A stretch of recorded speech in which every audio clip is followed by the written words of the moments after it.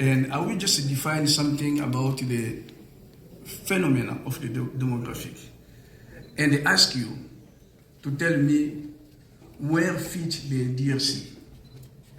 Here's the professor. You're going to give him a question. Just a question. When we talk about demographic, the expert from the economic development come out with some theory. The most influential theory is the DTM. DTM is the demographic transition model. DTM have 5 stages. The first stage, they decide to classify country that have very high, that the fertility is the same as the morbidity, so the death. I don't talk about the birth rate, I talk about the fertility. So you're making a lot of kids, children, and you have low morbidity, so less people die. Now we will move into a more detailed discussion of critical minerals.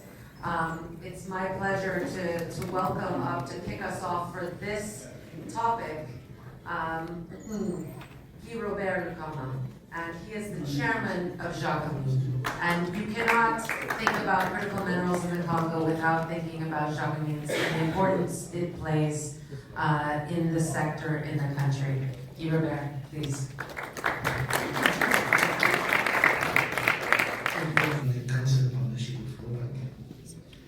For such an important event.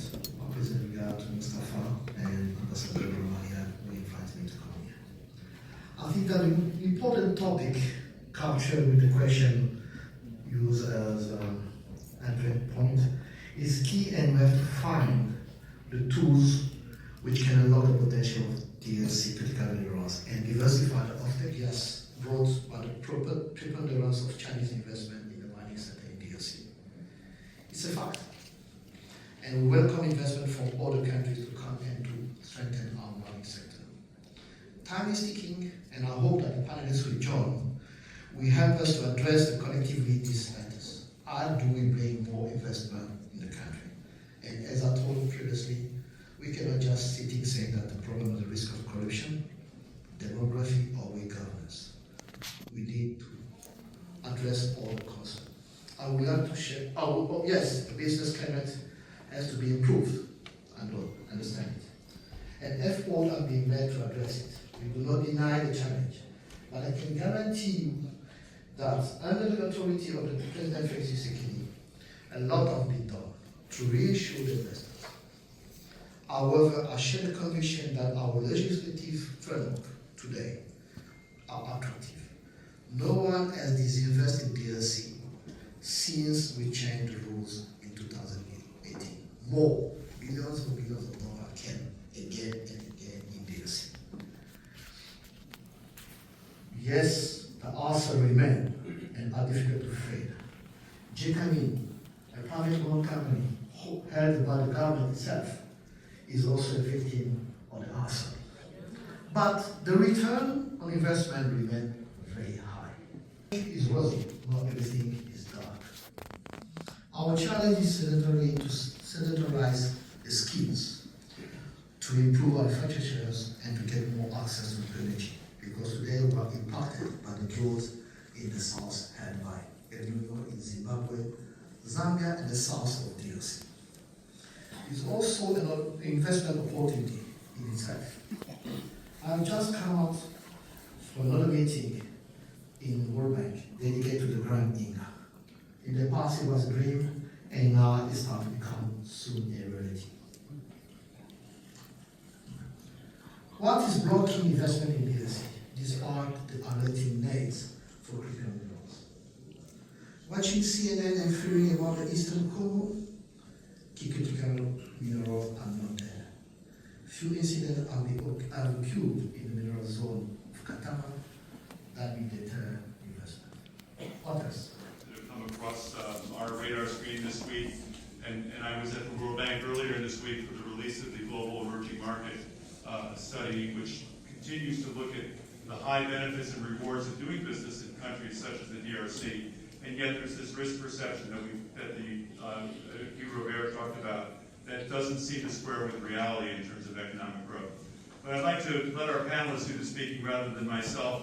I remember first going to the DRC in 1979 and crossing into what was really a magic world for me.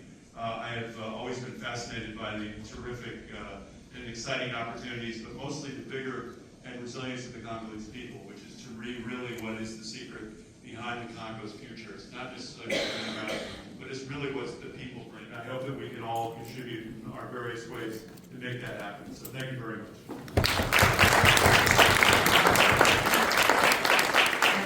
Thank you, Tony, and I'm sure that for many of us we'll have a mini reunion at Indaba in Cape Town at the beginning of February. So really thanks to the panelists as well for sharing those broad views.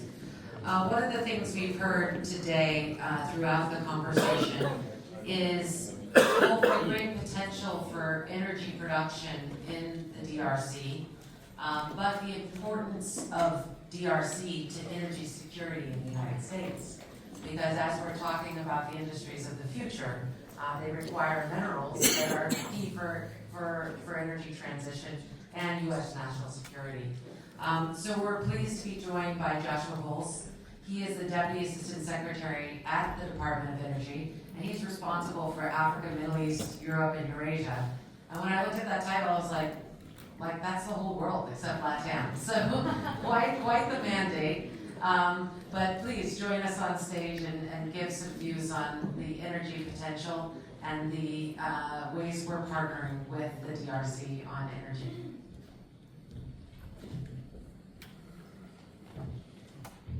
Good afternoon. Aubrey, thank you for having me. It's always great to be on stage with fellow Coloradans.